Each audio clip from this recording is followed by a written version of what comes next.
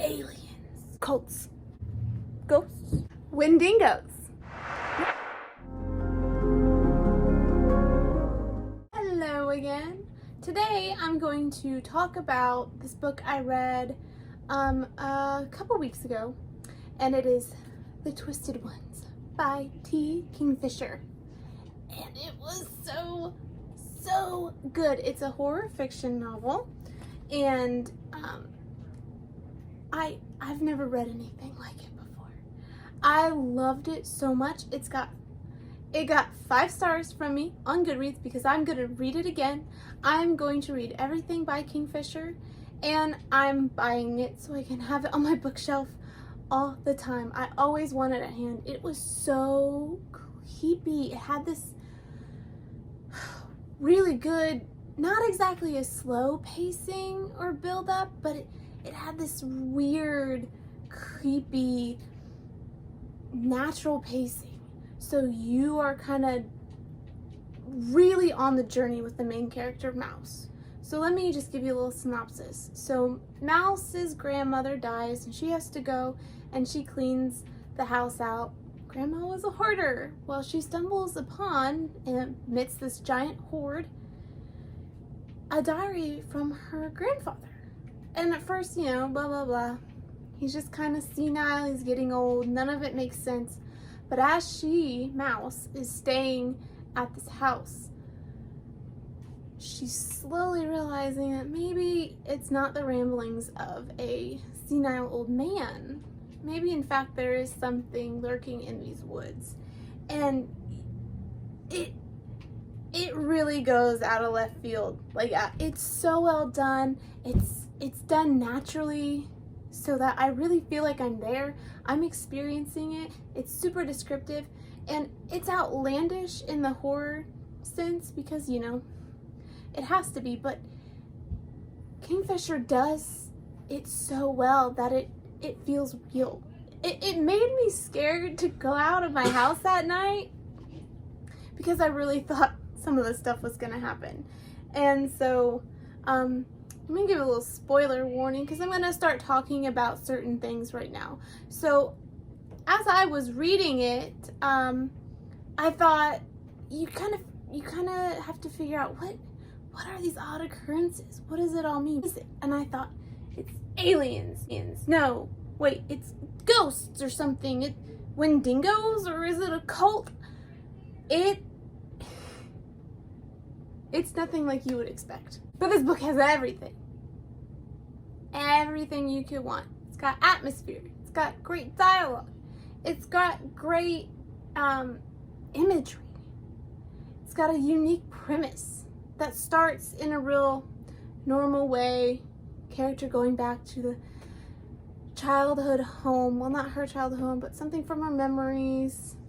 It's, tainted by bad memories because her memories weren't always great, but it's also tainted by this mental illness that her grandmother had, and it hides a dark secret, but it also provides a little more clarity to her grandfather, and also adds a little more mystery to what lurks in the woods. Spoiler warning right now. The woods behind Mouse's grandmother's house is connected to almost this parallel other world, this universe that I can't even describe it accurately. You have to read the book. But anyways, it's dying, and it's so morbid, but so creepy, but it's written so well that it's so outlandish, but you're just like, I could see that. I could see that hanging out in the Appalachian hills or mountains. So much so, again, I was scared to leave my house at night because I have woods in my backyard, just for a day or two while reading it. But the reasons I picked it up was it was set, in a Midwestern, it had an emphasis on family, and it had a great premise of, grandma's a hoarder and she finds something in that hoard in the Appalachian Mountains, and it had this folkloric, that's how a lot of people described it, and I think that's completely accurate. It's folkloric horror, and it's a wonderful read. So definitely if you like horror, but even so, if you just really want to escape into a well-written, creepier world. So there might also be something in it if you particularly like strong female leads. Like, there is some bad-ass women in this book. It's so good, and it's written so well. It's not done like forcefully. You know, it's not written to be like, yeah, I'm gonna make this a feminist scene. Like, it's just written how people should be written, how characters should be written.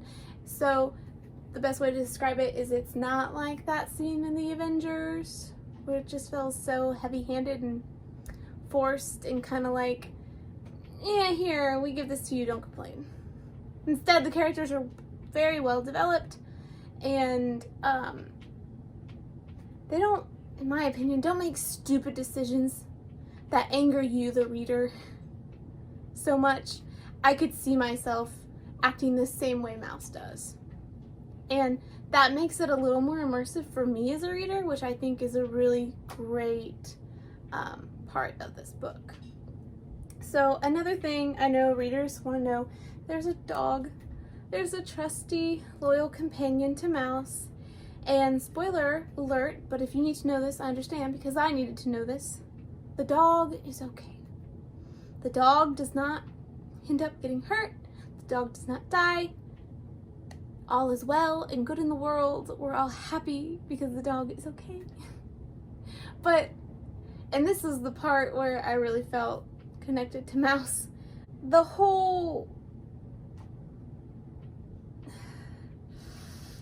end of the book happens because Mouse wants to save her dog, pretty much. So I'm like, you know what? I would too. I would do anything for my pets, including facing a terrifying, decomposing creature that looks in my windows at night. And yes, that happens in this book. And would I face those creatures to save my dogs? Absolutely.